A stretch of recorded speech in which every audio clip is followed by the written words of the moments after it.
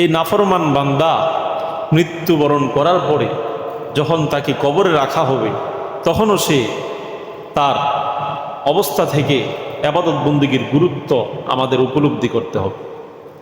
মৃত্যু পরে যখন নাফরমান বান্দাকে কবরে রাখা হবে তখন দুইজন ফেরেশতা তার কবরে আসে।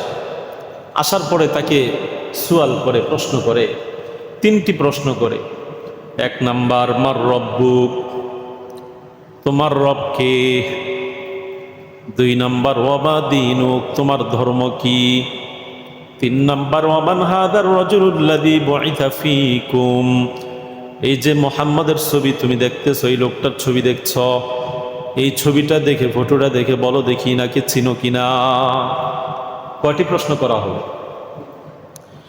তিনটি প্রশ্ন করা হবে। এক নাম্বার, তোমার রবকে।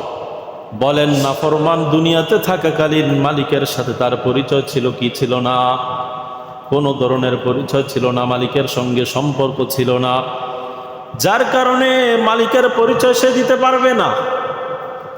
যখন জিজ্ঞেস করা হবে আমার রব্বুক, তোমার রবকে, তখন সে বলবে হা হা লা আদরি, হায় আফসুস, আমি তো জানতে পারলাম না আমার রবকে, দুনিয়াতে থাকতে আমি তো জানতে পারি নাই, হায় আফসুস, আফসুস করবে।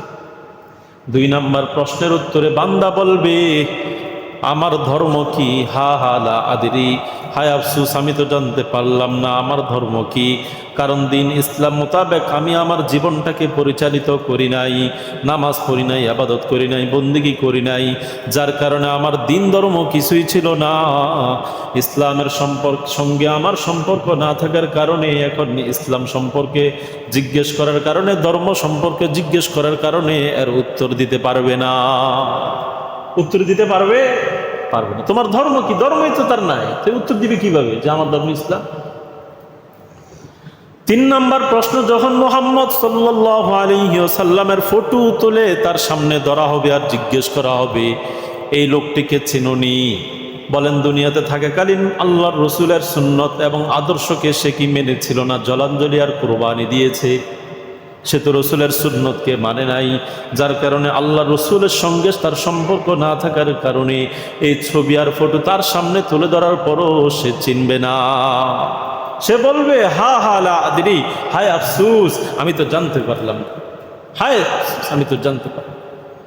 এই যে তিনটা প্রশ্ন করেছে, তিন প্রশ্নের উত্তরে সে বলেছে আফসুস, আমি তো জানতে পারলাম না। বলেন তো কেন জানতে পারে নাই? ইবাদত বন্দেগী করে নাই, এই জন্য সে জানতে পারে নাই।